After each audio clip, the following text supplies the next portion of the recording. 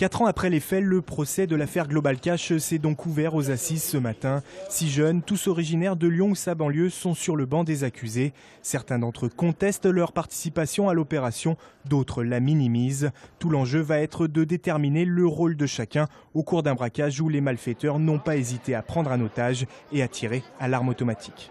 Je crois qu'on ne peut pas juger sereinement si on procède par amalgame, si on décide de faire un tir groupé en quelque sorte contre ces 6 accusés.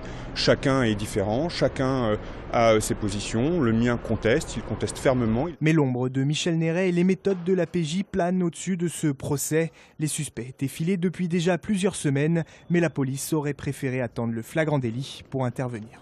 Sur l'autel du résultat policier, on sacrifie la sécurité et l'intégrité des victimes. C'est un braquage en pleine ville qu'on a laissé faire. Voilà, c'est ce qu'il faut accepter. Nous ne sommes pas dans le procès de la police aujourd'hui. Nous sommes sur le procès d'accusés qui ont délibérément tiré à l'arme de guerre avec des munitions de guerre sur un automobiliste qui passait par là.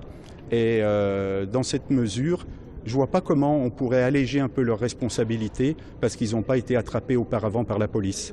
Cité comme témoin, Michel Néret, numéro 2 de la PJ à l'époque, pourrait venir s'expliquer à la barre. Le procès devrait durer 15 jours. Pascal a frôlé la mort au cours de ce braquage. Étudiant au moment des faits, il se trouvait dans sa voiture au niveau du pont Moran. Estimant qu'il gênait leur fuite, les malfrats ont arrosé son véhicule à l'arme automatique. Le jeune homme a reçu une balle dans le tibia. J'ai la conviction d'être passé pas loin du tout de quelque chose de dramatique. En regardant mon véhicule, il y a les 2 fenêtres qui ont explosé. Donc je me suis dit, mais il y a des balles qui sont forcément passées devant. Le fauteuil passager était plus avancé. Donc je me disais, si j'avais eu un passager, il y passait. Enfin voilà, il y a tout ça qui remonte forcément. 4 ans plus tard, outre le traumatisme psychologique, Pascal conserve des séquelles physiques. Je garde des cicatrices, je garde des inconforts, des raideurs, des petites cicatrices. Et puis je pense psychologiquement aussi, il y a une hypersensibilité au stress. Voilà.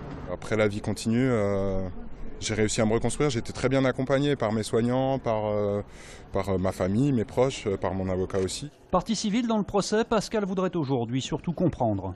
Comment on en arrive à tirer à hauteur d'homme en pleine rue et j'ai toujours pas compris pourquoi.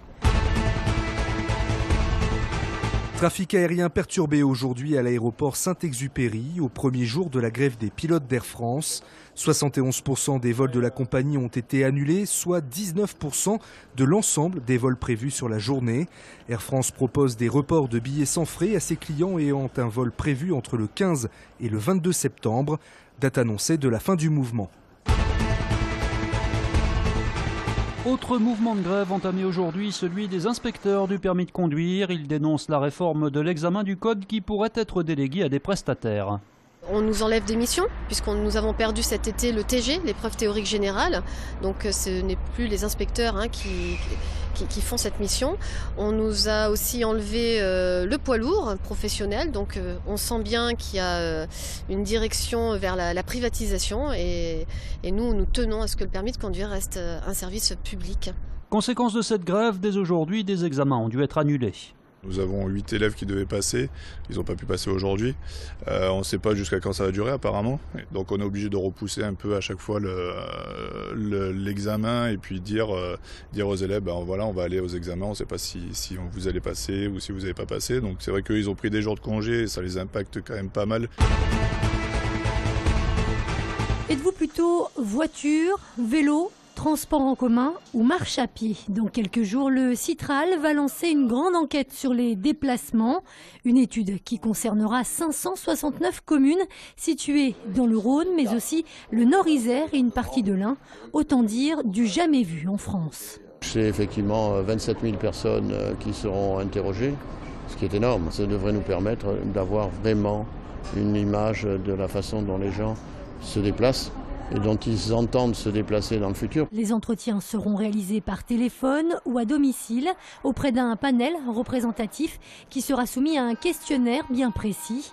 L'objectif étant de définir les axes de réflexion pour les 10 ans à venir. Cette enquête se déroule d'octobre 2014 à avril 2015 et nous en aurons les résultats à peu près à l'été ou en septembre 2015. Donc ça, on aura une photographie à jour de ces déplacements. On pourra aussi regarder les évolutions qui ont eu lieu depuis 10 ans et éventuellement anticiper la suite de ces évolutions. Portée en grande partie par le Citral, cette enquête devrait coûter 2,5 millions d'euros.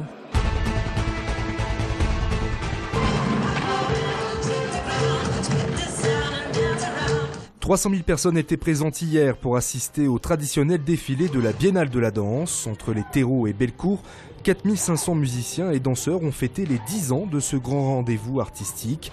Un anniversaire dans une explosion de couleurs et de rythmes rappelant les carnavals du Brésil. Le pays à l'honneur cette année.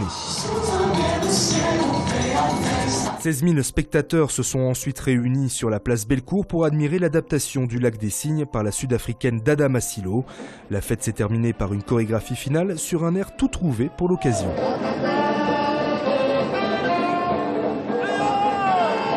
La 10e édition de la Biennale de la danse se poursuit jusqu'au 30 septembre et pour tout savoir de son actualité et de sa programmation, ne ratez pas le journal de la Biennale tous les soirs à 18h40 sur TLM.